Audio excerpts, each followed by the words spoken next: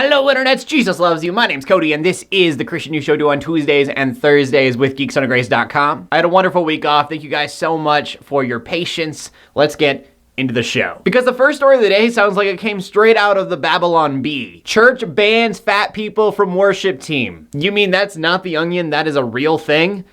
Yes. Or at least kind of. I mean, the church themselves are saying that it is a manipulation of what was actually going on. Basically, the church has this list of guidelines, things that you are supposed to do if you want to be a part of the worship team. Use deodorant, don't chew gum, don't have any kind of excessive hairdos. And then one of the rules says, weight is something that many people have to deal with. Make sure you are taking care of your temple, exercising and eating properly, i.e. no fat people. According to the church, these rules are several years old. They are no longer enforced in the first place. They also said that they have never discriminated anyone because of their weight. And I probably don't have a very popular opinion here, but I read this rule and I do agree that it is worded incorrectly, but I don't think what it's trying to say is incorrect. I'm gonna be really mad if I find anywhere online that Cody Armour hates fat people, because that is not what I'm saying. Diseases and conditions totally exist. In fact, in the rule itself, it was very stupid of them to even bring up weight, because weight doesn't really have anything to do with it, and it does sound like you're discriminating when you say it that way. But I totally believe that taking care of yourself is a Christian value. Your body is a temple. You are one of God's creations, and if you're not being healthy,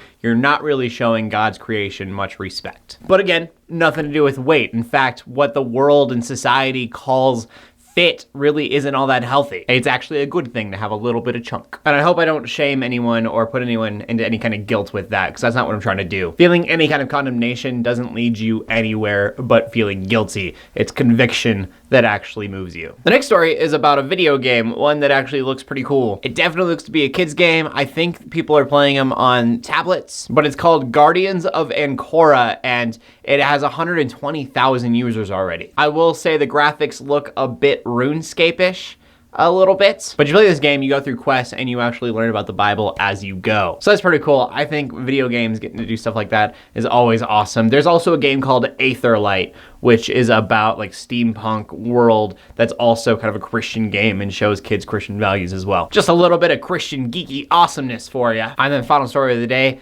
some good news coming out of Iraq. So that's always nice. There is a town called Kwarakwash, and I know I'm saying that super incorrectly, I'm sure. Before ISIS had taken it over, it held a quarter of Iraq's Christian community. And that's obviously no longer the case there, but this town has now been liberated. It is now ISIS free. I'm sure that the Christian community will not be moving back there anytime soon, but it is a step forward. So that's awesome. Continue your prayers out for Iraq, everyone else being affected by ISIS and Boko Haram, because both of them are terrible. But that's where we're gonna end the show. So question of the day: if you could make any kind of Christian video game, what is your idea of the perfect Christian video game? I want to know what you guys have to say. So please leave a comment in the comment section below. Let's get creative. Also, make sure you check out geeksonofgrace.com for more geeky content. My name's Cody Armour, bringing you Christian news in a not so boring kind of way every Tuesday and Thursday. In closing, let the haters hate, let the Christians pray. And to everybody that subscribe, I will see you later, and God bless.